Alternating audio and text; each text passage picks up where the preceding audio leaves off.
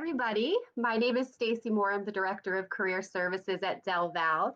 I want to welcome you to Ignite 2020, and this session is our Helping People Education and Advocacy session. So again, welcome. We're really excited to have you here and to have our panelists joining us today. I want to first start out by thanking, as you'll see on the screen, our event sponsor, Delaware Valley University's Alumni Council. So without further ado, I am going to allow our panelists to introduce themselves. And what I'll do is, if you all could, we'll start with Stacy, then we'll go Kelvyn and Neysa. And if you could say your name, what you currently do, your role, and then just let us know how your first job has impacted your career.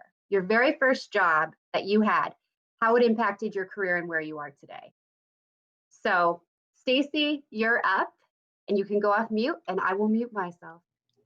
Excellent. Well, hi, everybody. I'm really excited to be here tonight. My name is Stacy Carr-Poole. I'm the Executive Director with Bucks County Audubon Society. And Bucks County Audubon Society is all about environmental education and environmental advocacy. So we're really excited to be here tonight on this particular panel. So my background is strange. So I grew up in a really, really tiny town in Ohio. And I knew at a really young age that I didn't want to live in a tiny town in Ohio my whole life. So that was a major driving factor for a good portion of my life. And when I went to college, I thought, oh, well, I'm going to do environmental advocacy and I'm going to work for an NGO and I'm going to work in DC and it's going to be very high powered, until I started really delving into that and realized, oh my God, I don't want to do that. That's not me. So my first job in environmental education actually came about because I had a complete and utter breakdown to my college advisor. And I said, I don't know what I want to do with my life. And he said, well, have you tried environmental education?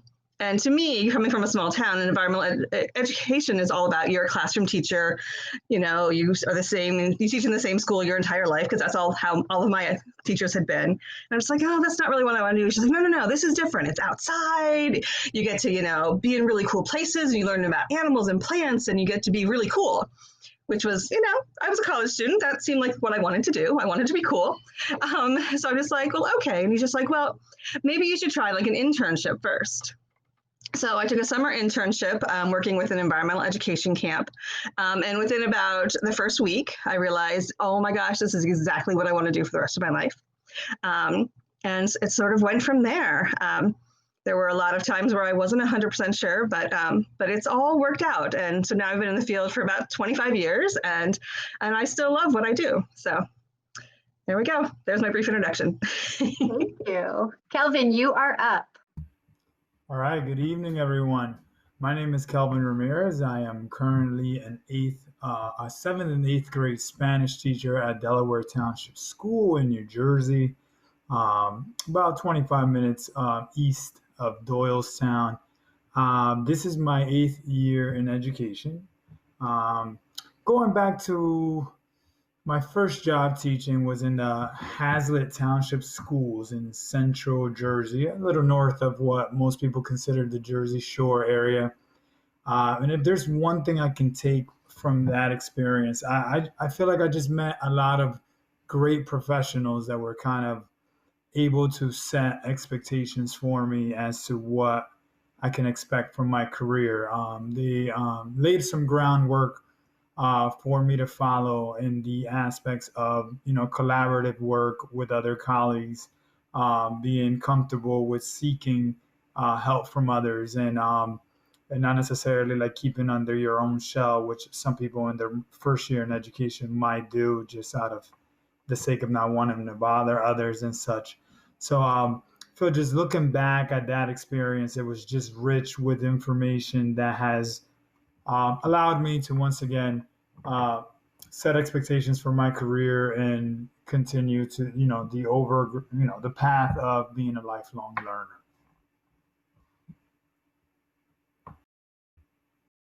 And Neysa, how about you? Oh dear. I'm Neysa Coy. I work with the Juvenile Justice Commission of New Jersey, which means that we control the juvenile prisons. I work in chaplaincy services, which does have a religious aspect to it, but that's not all we do. What my office does is we ensure that any residents that do come in do get representation of their religion that they choose to practice. So we actually did have somebody who was Wiccan, and we actually had to find somebody who would come in, or at least call or speak with the individual while they're incarcerated with us. I am also in control of the internship program for the Juvenile Justice Commission as of right now. Because of COVID, we are unable to do anything of that nature. But hopefully in the spring, we get that back up and running. So we do a variety of internships with social workers, law and public safety. We have those that work under with the COs in certain areas. So we do, and business. And so we do have quite a few areas that interns can apply for. How did I start my career? Well, I was a babysitter when I first started working. I think a good portion of the United States individuals do that. So I actually ran my own business. I was a nanny in college as well. And I always knew that I wanted to work with students or teenagers or children in some type of aspect. So I was a teacher for a little while. I realized in high school I actually wanted to be a psychologist, but I figured I'd start the teaching route and I'd do that. As I taught, and it's funny, Kelvyn, I actually was a Spanish teacher myself. And I actually know Hazlitt as well because I grew up not too far from there once we moved out of New York. So I was a teacher and I realized that I preferred working one-on-one, and I did a better outreach with my kids when I was able to give them my undivided attention just to one. So that's what I did. I studied psychology. I did the business route so that I can follow my career of being a psychologist. Great answers. Thank you all very much. They were very thorough, and I think they gave the students a good understanding of where you're coming from and your background. So I'm curious, I think this will be a good question for everyone as well, and I'm going to switch it up. Neysa, I'll have you answer this one first.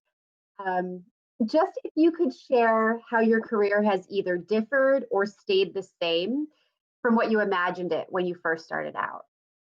Yeah, it's different. Definitely different. I always knew I wanted to be a psychologist. I didn't think I would end up working for the state or working in a prison system. When I was a teacher, I did work in a behavioral modification school. So I knew I would go that route, but I never understood how I would end up in the prison system, which is fine. Trust me, I love my job. I love it there. Hence the reason why I've been there 15 years. But that's where the difference is. I always knew I was going to do something to this degree.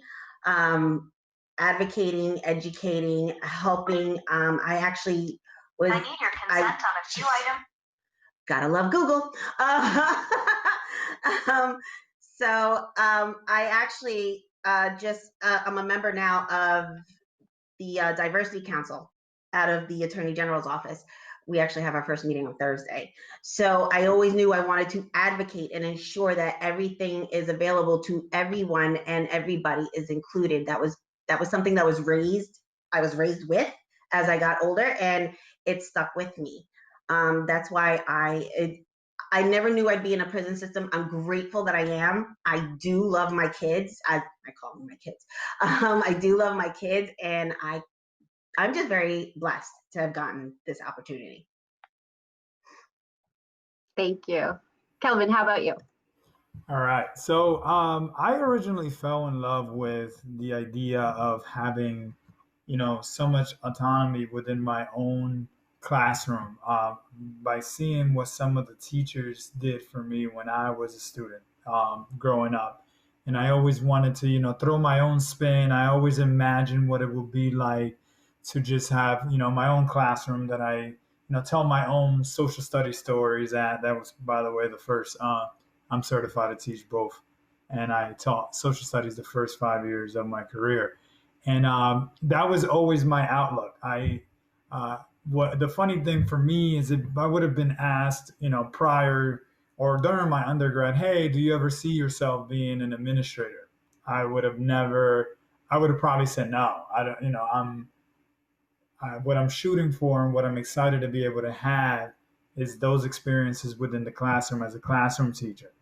And then as my career has transpired over the years, um, I feel like my reach has expanded to the point that my thirst for knowledge and wanting to impact greater population of within my school, even kids that I'm unable to reach from my classroom.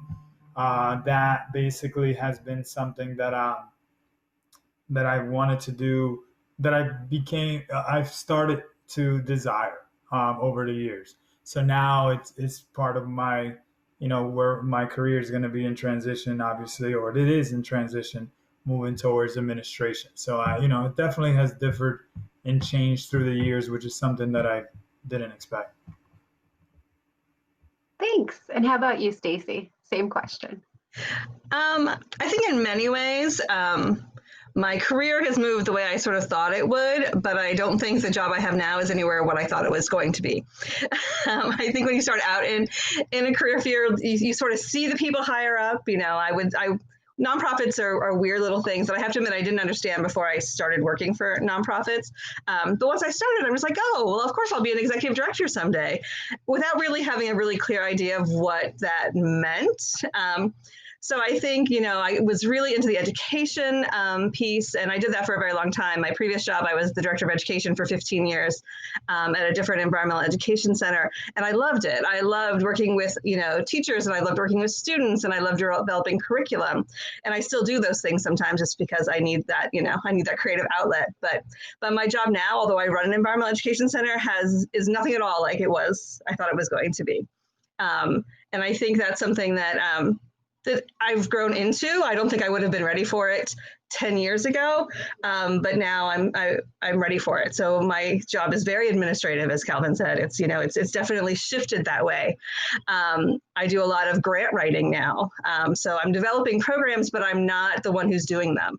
I'm not creating them. I'm writing the grants to get the money to make sure those happen. A lot of my time is spent on fundraising to make sure that we can do what we need to do, or overseeing projects on our property. We just put in a new solar array on our building, which is super, super cool. But I knew zero about how that worked until I had to have someone do it. So I had to learn how to, I had to learn enough about solar and about how it's put in so that I could supervise that project and know that it was going the way it needed to go. So there's a lot of things that I do now that I never thought were going to be part of my job or part of my career, but I really love. So. Yeah, I think those of us who've been out in the career field for a while can say that some of that's true. We never expected certain things to be happening in our career, and they just sort of evolve. So those are great. We're going to shift gears a little bit, and I would like to know if each of you could share an obstacle that you faced in your career. It can be anything, but some sort of obstacle, and how you overcame it, are overcoming it. It could be something right now. So let's see. Kelvyn, I don't think I started with you yet. So we'll start with you, and then we'll go to Stacy. Perfect. I feel that one obstacle that I've encountered has been having to relocate. So when I started in Hazlitt and my first 2 years teaching there, I felt I had the need to come back basically to Pennsylvania, even though I originally grew up in New Jersey and I was familiar with the area and was happy to be there. I had pretty much transitioned my life to Pennsylvania, from, a few years prior to my undergrad experience and everything. So for me, having to kind of basically resign from a job, and then I took a job right away. I was lucky enough to get a teaching job at a nearby district in the Lehigh Valley, but then they had a furloughing situation that happened that next year due to financial, fiscal issues that they had within the district. So just once again, the idea of just having to kind of like start at step one again from scratch per se has been a challenging one, but one that while it might seem daunting to people, I think with preparation in the sense of, knowing that it can happen, you can set some proper expectations and be able to overcome it whenever it comes your way.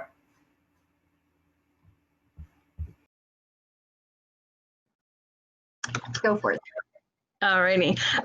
So it doesn't always put me in the best light, but I think it's something that I think a lot of people run into. So I had taken a job at one point, and it was a great job. It was a grant-funded position for a really great organization. I got to go, into schools and do programming, and I really, really loved it. Unfortunately, about 9 months into the job, the money started running out. And the organization that I was working with was a big enough organization, and they're just like, well, we're not going to re-up the money for this position, so you can either leave, or there's this other position here that has opened up, if you're interested in that. So of course, me being frantic and like, oh my God, I can't not have a job.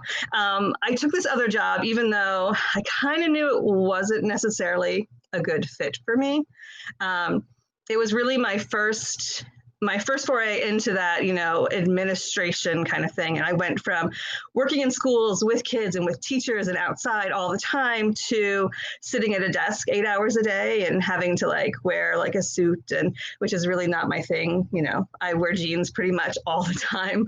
And it really showed me, I'm just even though I was still in the same field, I was still for the same organization. It was a great organization. I really cared about the mission of it. It just wasn't a good fit for me. And I could sort of feel myself going, I'm not comfortable here. This isn't for me. I finally ended up having to leave that job, and I took another job and actually took a huge pay cut, but I knew that I needed to do that because I wasn't happy there. And I knew I wasn't doing the job that needed to be done. I was not the right person. So it was a really hard decision to do, but I think ultimately set me on a whole different path, and not a whole different path, but back on the right path. And I think it was sort of the right thing for me, but it was definitely hard, especially the whole big giant pay cut. Yeah, I think that really speaks to the importance of being authentic to yourself, and you said doing justice to your strengths and skills as well as what the organization needs. So that was great. Thank you. And Neysa, would you finish off the questions by just sharing your obstacle and how you overcame it? Yeah, my obstacle actually happened in college. I was at Rutgers, and I was struggling with some courses. I wasn't comfortable in the courses. You have to think, I was at Rutgers and I was a bio major.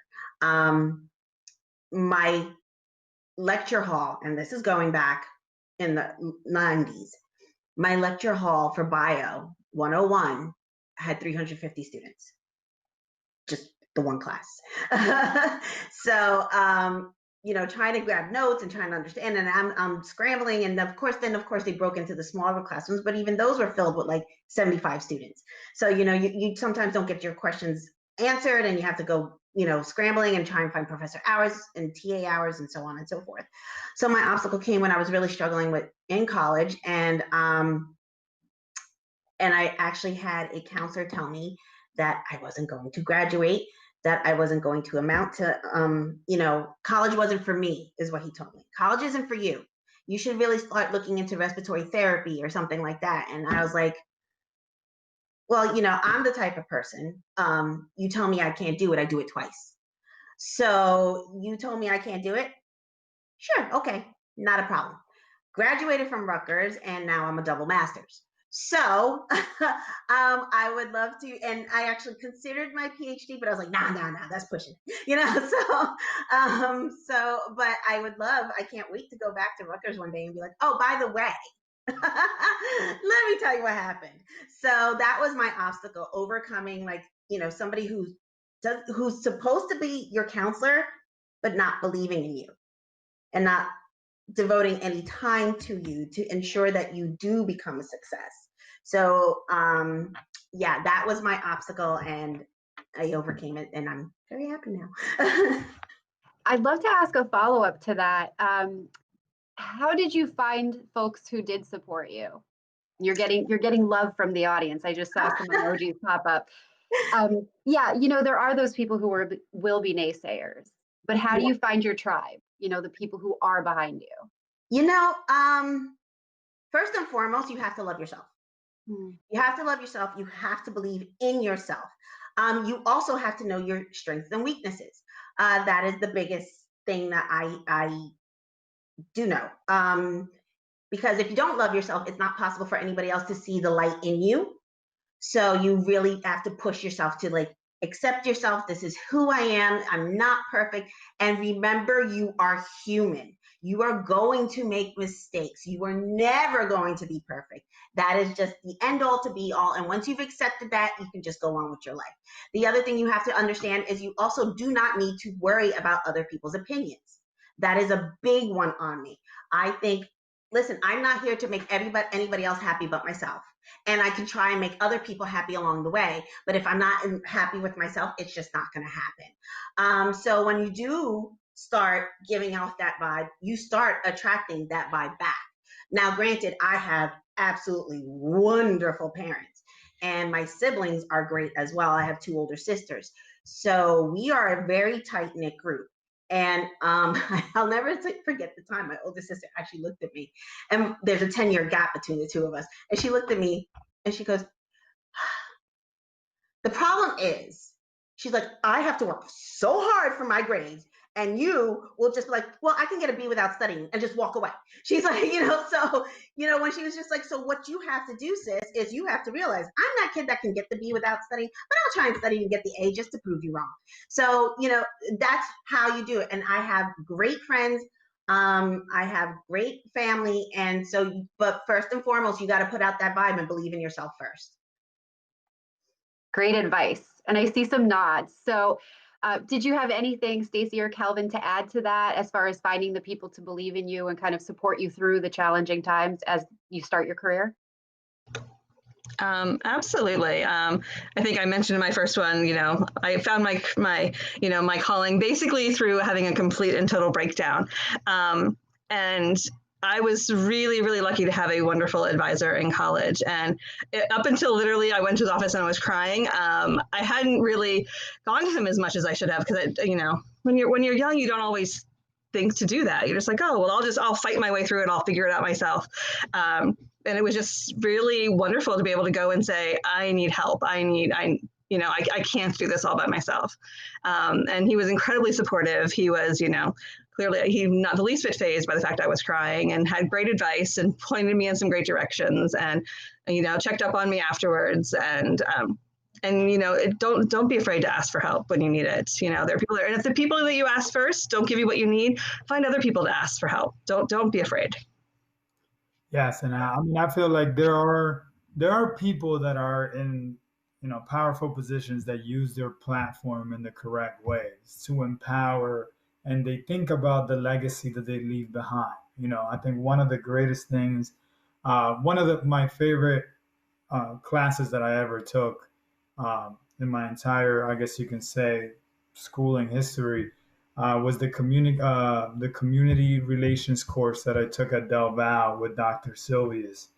And she did such an incredible job of echoing the need for someone in a position of power, like a principal or a superintendent, to consistently tap in and look for ways to help their subordinates evolve and continue to flourish, as opposed to just managing the day-to-day managerial aspects.